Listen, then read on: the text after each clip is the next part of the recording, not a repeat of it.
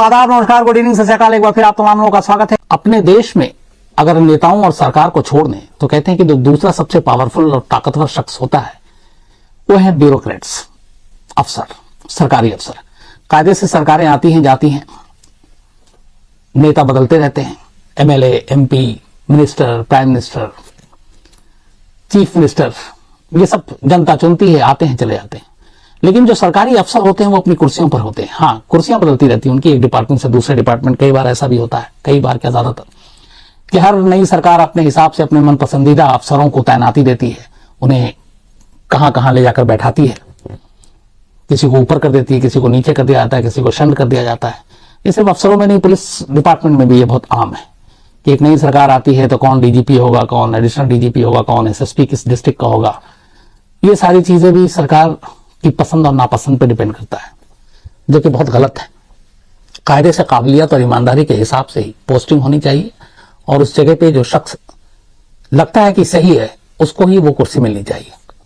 लेकिन कहने से कुछ नहीं होता, ये कड़वा सच है कि हमारे देश में नेता अपने मनपसंद अफसरों को ही तैनाती देते हैं। तो दो सबसे ताकतवर लोग होते हैं, एक सरकार, दूसरा ब्यूरोक्रेसी, ब्यूरोक्रेट्स जो सरकार चलाते हैं। हर पार्टी जो सत्ता में आती है अपने अपने हिसाब से उनकी अपनी नीतियां होती हैं, पॉलिसीज होती हैं, लेकिन उनको लागू करने का जो काम होता है, जो जिम्मेदारी होती है, वो असल में ब्यूरोक्रेट्स की होती है। कई ऐसे नेता हुए जो कहते हैं कि बड़ा अच्छा उन्होंने ब्यूरोक्रेसी को हैंडल किया। तो एक कामयाब सरकार की निशानी भी है कि वो अपने अफसरों को, अपने ब्यूरोक्रेट्स को किस तरीके से हैंडल करती है, उनसे कैसे काम निकलवाती है। आज की कहानी इन दो ताकतवर लोगों के बीच की कहानी है। ये कहानी बिहार की है, एक आईएएस अफसर की है। एक आईएएस अफसर अपने आप में ताकतवर, लेकिन उस आईएएस अफसर की पत्नी के साथ एक नेता का बेटा रेप करता है, लगातार रेप करता है। न सिर्फ उनकी पत्नी के साथ, बल्कि उस आईएएस अफसर की मां के साथ, भतीजी के साथ, घर में काम करने वाली दो नौकरानियों के साथ। और ये सारी चीजें 2 साल तक दबी रहती हैं। आईएएस अफसर को भी सच्चाई के बाद में पता चलता है, उसके बावजूद कुछ नहीं होता, क्योंकि यहां पे नेता ज्यादा ताकतवर थे। कहानी बिहार के चर्चित चंपा विश्वास कांड की है। चंपा विश्वास आईएएस अफसर बिहार के बीबी विश्वास, उनकी पत्नी। इस कहानी में बहुत सारी चीजें हुई। एक ताकतवर नेता का परिवार, एक आईएएस अफसर की पत्नी, पत्नी के ऊपर रेप का केस, पुलिस में जाकर कंप्लेंट करना, लेकिन पुलिस फाइल को दबा देती है। और फिर कैसे एक गवर्नर के पास जब लेटर लिखा जाता है, उसके बाद ये मामला खुलता है, फिर मीडिया में आता है, और फिर क्या कुछ होता है।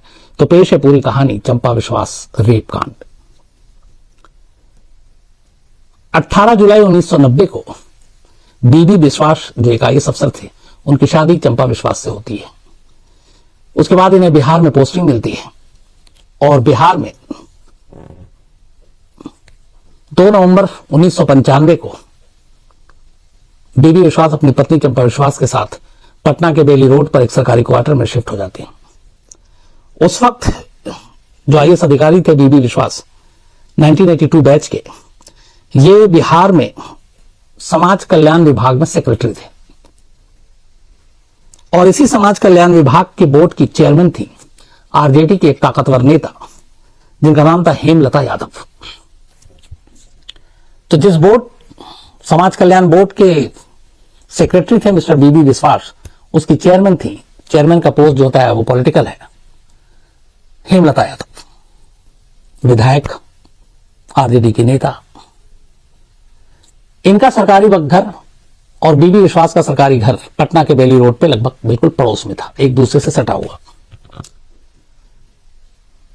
ये मामला तूल तब पकड़ता है और सुर्खियों में तब आता है जब 1997 में चंपा विश्वास की तरफ से पुलिस को एक रिटन कंप्लेंट दी जाती है, पटना पुलिस को।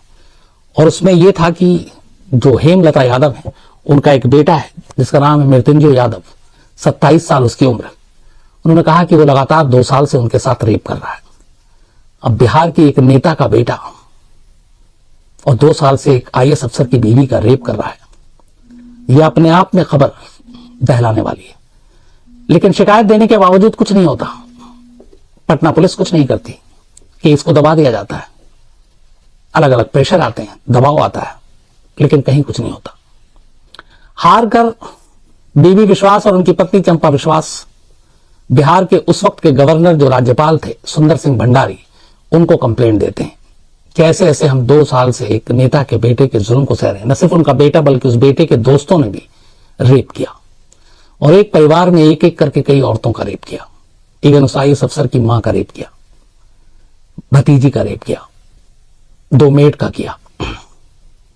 इतना ही नहीं, इस कंप्लेंट में यह भी था कि एक बार इसकी वजह से वो गर्भवती हुई, कोलकाता गई, अबॉर्शन कराया, फिर भी रेप का सिलसिला जारी रहा। आप जुल्म की इंतहा देखिए। तो उसके बाद उन्होंने अपनी नसबंदी करा ली ताकि कम से कम इस तकलीफ से निजात पा सके, क्योंकि रेपिस्ट रुकेगा नहीं, रेप करना छोड़ेगा नहीं, सरकार कुछ करेगी नहीं, पुलिस अपने फर्ज निभाएगी नहीं, तो ऐसे में अपनी आवाज लेकर किस दरवाजे पर जाए, ये सोचकर एक परिवार और चंपा विश्वास नसबंदी तक करा लेती है। पुलिस से हारकर पटना के राज्यपाल के पास ये परिवार पहुंचता है अपनी शिकायत लेकर।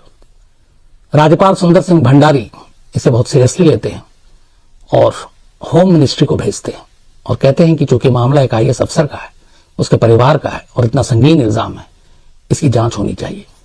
उस वक्त पटना के DGP नियाज अहमद थे, वो अपनी तरफ से भी जांच करते हैं, लेकिन उस जांच में कुछ नहीं निकलता। वो एक तरह से इस आरोप को नकार ही देते हैं, क्योंकि बिहार पुलिस ईमानदारी से काम नहीं करना चाहती थी, क्योंकि तब सत्ता में जो सरकार थी, उस सरकार के एक विधायक के बेटे के ऊपर ये सारे इल्जाम थे और साथ में उस विधायक के ऊपर भी इल्जाम थे कि उनकी मौजूदगी में ये सब कुछ हुआ और मां खामोश रही और मां इस जुर्म में बराबर की शरीक है। पटना पुलिस ने भी कुछ नहीं किया, गवर्नर के पास लेटर गया, तब भी कुछ नहीं हुआ। ये मामला पहली बार तब फिर तूल पकड़ा जब उस वक्त बिहार में अपोजिशन के लीडर थे सुशील कुमार मोदी, जो अभी भी बिहार के शायद उप मुख्यमंत्री हैं, बड़े नेता हैं, कद्दावर नेता हैं। उन्होंने एक प्रेस कॉन्फ्रेंस की और उस प्रेस कॉन्फ्रेंस में सुंदर सिंह भंडारी को लिखे उस लेटर, उस शिकायत के बारे में जानकारी दी जो बीबी विश्वास और चंपा विश्वास ने लिखा था, जिसमें एक विधायक के बेटे पर लगातार 2 साल तक रेप करने का इल्जाम था। जब ये प्रेस कॉन्फ्रेंस की, उसके बाद ये खबर मीडिया में आई, उसके बाद ये फ्रंट पेज पे खबर आई। पहली बार लगा कि ये कौन सा जंगल राज है जहां पे एक IAS अफसर का परिवार भी महफूज नहीं है। और वैसे भी बहुत सारे ऐसे कांड हो चुके थे बिहार में, जंगल राज का उस वक्त खिताब भी मिला था, हर तरफ कानून व्यवस्था चौपट थी। तो उसमें एक IAS अफसर भी अगर अपने आप को सुरक्षित ना महसूस करे तो फिर कौन सा समाज है, कैसा समाज है जहां इंसान बच सके। इस प्रेस कॉन्फ्रेंस के बाद मामले ने तूल पकड़ा। उसके बाद इस मामले की जांच हुई, जो फिर बयान दिया गया। चंपा विश्वास ने अपने बयान में बताया कि जब 1995 में वो पटना के बेली रोड के सरकारी क्वार्टर में पहुंची तो उनके पड़ोस में हेमलता यादव का क्वार्टर था और उनका बेटा था 27 साल का। उस वक्त चंपा विश्वास की उम्र थी 30 साल और मृत्युंजय की उम्र थी 27 साल। और मृत्युंजय जो है वो already Hindu college Delhi university में वहां का स्टूडेंट, पढ़ने लिखने वाला। तो उन्होंने कहा कि बात 7 सितंबर 1995 की है, जब एक दिन अचानक हेमलता यादव घर में मौजूद थी और 2 और लोग आए और उनको हेमलता यादव के, उन्होंने कहा कि उसकी नौकर की कुछ तबीयत खराब है, आ जाओ। तो चंपा विश्वास उनके घर जाती हैं। वहां पे कुछ लोग, जो 2 लोग और मौजूद थे और उसमें कुछ नेता भी थे, वो चंपा विश्वास को एक कमरे के अंदर ले जाती हैं। उस कमरे में मृत्युंजय पहले से था, बाहर से लोग दरवाजा बंद कर देते हैं। चंपा घबरा जाती है, दरवाजा पीटती है, कुछ खुलता नहीं है। मृत्युंजय उसके बाद उनके साथ रेप करता है। कुछ वक्त के बाद जब वो कमरे से बाहर आती है, रो रही होती है, तब हेमलता यादव उन्हें धमकी देती है कि ये बात अपने पति या किसी और को मत कहना, वरना पूरे खानदान को मार दिया जाएगा और तुम्हारी नंगी तस्वीरें भी ले ली गई हैं, बदनाम कर दिया जाएगा। शर्म और इज्जत के मारे चंपा विश्वास खामोश रहती है, लेकिन यही खामोशी इस जुर्म को एक तरह से फिर आगे बढ़ाता है। इसके बाद जब तब मृत्युंजय घर में जब भी देखता चंपा अकेली, वो पहुंच जाता और उसके बाद जबरदस्ती करता। कई बार वो अपने साथ कैमरे लेकर आता और तस्वीरें खींचता और उनके दम पर वो फिर ब्लैकमेल करता। एक बार हेमलता भी आई यादव, मृत्युंजय यादव के साथ, और उस दिन जो उनका बयान है उसमें यह कहा गया कि मृत्युंजय ने यह कहा कि वो चंपा विश्वास से शादी करना चाहता है, वो प्यार करता है। हेमलता यादव ने कहा कि हमारा बेटा स्मार्ट है, पढ़े लिखा है, मैं भी चेयरमैन हूं, कल को मंत्री बनूंगी, तुमको भी किसी बोर्ड वोट का चेयरमैन बना देंगे, तुम शादी कर लो, और तुम्हारा पति अब बुजुर्ग है, बूढ़ा है, तुमसे उम्र में बड़ा है। और फिर धमकाया भी। चंपा विश्वास मानी नहीं, लेकिन इसके बाद यह सिलसिला जारी रहा। एक बार बेबी विश्वास की मां कोलकाता से पटना पहुंची, घर में बच्चे और बाकी बेबी विश्वास सब लेकर बाहर गए हुए थे। मृत्युंजय घर में घुसता है और उनकी मां के साथ बदतमीजी करता है।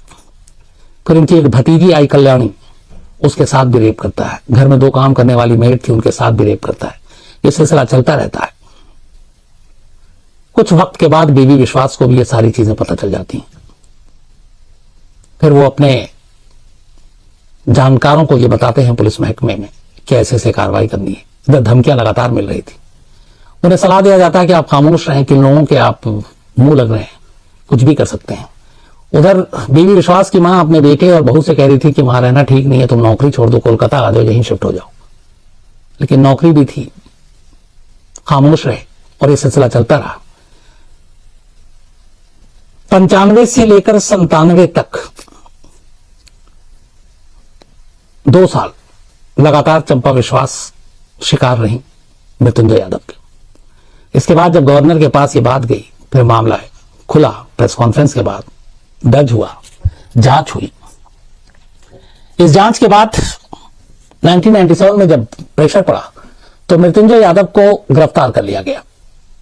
पुलिस ने गिरफ्तार कर लिया, लेकिन उसकी गिरफ्तारी के बाद हेमलता यादव गायब हो गई। हालांकि उस वक्त विधानसभा में भी यह मामला उठा और विधानसभा के जो स्पीकर थे उन्होंने विधानसभा में यह कहा कि मैं हेमलता यादव के परिवार को पर्सनली जानता हूं और मृत्युंजय जैसा लड़का ऐसा कोई काम नहीं कर सकता है। मतलब आप विधानसभा में नेता तक क्लीन चिट दे रहे थे एक रेपिस्ट को। यह मामला भी तूल पकड़ा। खैर, तमाम दबाव के बाद जब प्रेशर चारों तरफ से पड़ा, मामला खुल गया, मीडिया में आ गया, तो मजबूरन सरकार को हरी झंडी देनी पड़ी और मृत्युंजय को गिरफ्तार कर लिया गया। पर हेमलता भाग गई, क्योंकि अब उनके खिलाफ भी मुकदमा वही था, धाराएं वही थी। 2 महीने तक वो भागी रही, पुलिस ने ढूंढती रही और आखिरकार 2 महीने बाद हेमलता यादव ने भी सरेंडर कर दिया। करीब 5 साल तक जेल में रहा मृत्युंजय। 5 साल के बाद उसे जमानत मिल गई, बाहर आ गया। हेमलता यादव भी 3 साल से ज्यादा जेल में रही, फिर बेल पे बाहर आ गई। मुकदमा चलता रहा। 2002 में पटना की लोअर कोर्ट ने अपना फैसला सुनाया और इस फैसले में मृत्युंजय को चंपा विश्वास के रेप के लिए गुनहगार ठहराया और 10 साल कड़ी सजा का ऐलान किया मृत्युंजय के लिए। इस गुनाह में शामिल होने के लिए मृत्युंजय की मां हेमलता यादव को अदालत ने 3 साल की सजा सुनाई 2002 में। लेकिन उस वक्त तक हेमलता यादव 3 साल से ज्यादा की सजा ऑलरेडी जेल में काट चुकी थी। उसके बाद बेल पे बाहर आई थी, इसलिए फिर उन्हें आगे जेल जाने की जरूरत ही नहीं पड़ी, क्योंकि जब फैसला आया तब तक वो 3 साल की सजा काट चुकी थी और अदालत ने 3 साल की ही सजा सुनाई थी। 10 साल की सजा मृत्युंजय को मिला। इसके बाद इस फैसले को मृत्युंजय ने हाई कोर्ट में चैलेंज किया। 8 साल बीते। इन 8 सालों में मृत्युंजय फिर जमानत पे बाहर रहा। 2010 में पटना हाईकोर्ट ने अपना फैसला सुनाया और पटना हाईकोर्ट ने लोअर कोर्ट के फैसले को पलट दिया और मृत्युंजय कुमार को बरी कर दिया। निचली अदालत ने 10 साल की सजा सुनाई थी, ऊपरी अदालत ने सीधे सीधे बरी कर दिया। दलील क्या दी गई? दलील यह दी गई कि 2 साल तक लगातार रेप होता रहा। उसमें कई ऐसे लूपहोल्स हैं जो चंपा विश्वास के खिलाफ जा रहे हैं कि 2 साल तक वो खामोश रही। उनके पति एक IAS अफसर थे, इतने ताकतवर थे। क्यों जमाने के सामने ये बातें नहीं रखी गई? क्यों उन्होंने गर्भपात कराया? क्यों उन्होंने नसबंदी कराई? उनके परिवार की बाकी एक कर महिलाओं के ऊपर ये जुल्म ढाते रहे, तब भी वो खामोश क्यों रही? और जो डिफेंस के वकील हैं उन्होंने तर्क ये दिया कि दरअसल चंपा विश्वास और मृत्युंजय के बीच एक प्रेम संबंध था और यही वजह है कि ये 2 साल तक चला। लेकिन उसके बाद चंपा विश्वास मृत्युंजय से शादी के लिए अड़ गई और इसीलिए जब मृत्युंजय ने मना किया तो उन्होंने ये इल्जाम लगाकर इस परिवार को बदनाम करने की कोशिश की। गवाह और सबूत जिस तरीके से एक इन्वेस्टिगेटिव एजेंसी को देनी चाहिए थी वो दे नहीं पाए। जो सरकारी वकील थे जिसको जिस तरीके से केस को कोर्ट में रखना चाहिए वो रख नहीं पाए। नतीजा ये हुआ कि एक IAS अफसर का परिवार जो एक नेता के बेटे के हाथों 2 साल तक नुचता रहा, उसे देश के कानून ने बरी कर दिया। इस केस के दौरान कंप्लेन के बाद बहुत सारी धमकियां मिल रही थी, तो बेबी विश्वास और चंपा विश्वास पटना छोड़कर दिल्ली आ गए, दिल्ली में रहने लगे। एक और दलील ये दी गई सरकारी वकील की तरफ से, हेमलता यादव की तरफ से भी, कि ये सारे इल्जाम इसलिए लगाए थे बेबी विश्वास ने क्योंकि जब वो समाज कल्याण बोर्ड में सचिव थे और उस बोर्ड की चेयरमैन हेमलता यादव थी, तब उन्होंने कई अनियमित छुट्टियां ली थी गलत तरीके से, और उसकी जांच चल रही थी, और उस जांच से बचने के लिए उन्होंने ये इल्जाम लगाकर दबाव डालने की कोशिश की। दूसरा इल्जाम ये लगाया गया कि जब वो समाज कल्याण बोर्ड के चेयरमैन थे तो करीब 500 ऐसी नौकरी की भर्तियां हुई थी जिसमें घोटाले हुए थे, उस घोटाले के लिए उनके खिलाफ जांच चल रही थी, और उस जांच की वजह से उन्होंने ये इल्जाम लगाया। तो दोनों तरफ से इल्जाम, दोनों तरफ से आरोप प्रत्यारोप होते रहे। परिवार डर के मारे पटना छोड़ चुका था, दिल्ली आया। इसके बाद चूंकि फिर बिहार और झारखंड अलग हो गया, तो बेबी विश्वास को झारखंड कैडर मिला। वो 2000 में ही झारखंड चले गए, तो वहां पे कुछ वक्त रहे, बाद में उनकी मौत हो गई। चंपा विश्वास ने पटना छोड़ा, दिल्ली छोड़ा, फिर झारखंड गई। उसके बाद उन्होंने झारखंड छोड़ दिया और अब वो कोलकाता में बहुत ही गुमनाम जिंदगी गुजार रही है। इस अफसोस और इस गिले के साथ कि एक ताकतवर शख्स एक इतने बड़े अफसर की पत्नी होते हुए वो अपनी अस्मत, अपनी आबरू को नहीं बचा पाई, और एक नेता और उसका परिवार उन्हें कुचलता रहा, और एक नेता के बेटे ने अपनी ताकत के बलबूते पर न सिर्फ उन्हें रौंदा बल्कि कानून की जंग में भी वो जीत कर निकल गया। बिहार में ऐसे बहुत सारे कांड हुए, बॉबी कांड हो, शिल्पी जया कांड हो, लेकिन एक चीज और है कि अब थोड़ी सी एक तब्दीली आई है कि अदालतें अब सख्त हैं, कई बार सजा सख्त मिलती है। वरना कुछ वक्त पहले के ऐसे कुछ किस्से मैं याद करके आपको सुनाऊंगा जिसमें बहुत बड़े बड़े जुर्म हुए, लेकिन अदालतों ने उस जुर्म की उतनी कड़ी सजा दी ही नहीं। जैसे अभी मैंने हाल में आपको कहानी सुनाया था लक्ष्मणपुर बाथे का, जहां 58 लोगों को मार डाला गया। 58 लोगों में से जब जो उनके गुनहगार थे, एक गांव में 58 लोगों की मौत, आप समझिए कि कितनी बड़ी वारदात है ये। उसके बाद मुकदमा चलता है, 16 लोगों को फांसी की सजा होती है, 10 को उम्र कैद की सजा होती है, और ऊपरी अदालत सभी को बरी कर देती है। सवाल है कि यहां पे जिम्मेदार कौन है? अदालत है, एजेंसी है, या वो है जो पुलिस जो अपने केस को तफ्तीश करती है, जिसके केस की बुनियाद पर मुकदमा लड़ा जाता है? कौन है? ये सोच से परे की चीज है कि एक पूरे गांव में 58 लोगों का कत्लेआम, 16 को एक अदालत फांसी दे रही है, और वहीं ऊपर जाते ही दूसरी अदालत उन 16 के 16 लोगों को सीधे बरी करके आजाद कर रही है। तो ऐसे बहुत सारे केस हैं जिसमें संगीन जुर्म के लिए भी कड़ी सजा नहीं मिल पाई। तो क्या पुलिस की लापरवाही इसके लिए जिम्मेदार है? पुलिस अपनी तफ्तीश, अपनी इन्वेस्टिगेशन ईमानदारी और सही से नहीं करती, इसलिए केस मजबूत तरीके से कोर्ट में नहीं रखा जाता है? या फिर अदालतों में जो पूरा जुडिशियल सिस्टम है उसमें बदलाव की जरूरत है? चंपा विश्वास कांड और कहानी भी कहीं ना कहीं यही सवाल खड़े करती है कि एक अदालत 10 साल की सजा सुनाती है, ऊपरी अदालत सीधे सीधे बरी कर देती है, और एक महिला जो तमाम जुर्म ढहती है, जिसका परिवार उजड़ गया, जिसकी आबरू चली गई, उसे आखिर में कुछ नहीं मिलता, और वो अब एक गुमनामी की जिंदगी जी रही है। ऐसे बहुत सारे इंसिडेंट हैं जो वाकई झकझोरते हैं, सोचने पर मजबूर करते हैं, सवाल खड़े करते हैं हमारी अपनी पूरी समाज और सिस्टम पर, लेकिन हल और नतीजा कुछ नहीं निकलता। तो आज की कहानी में इतना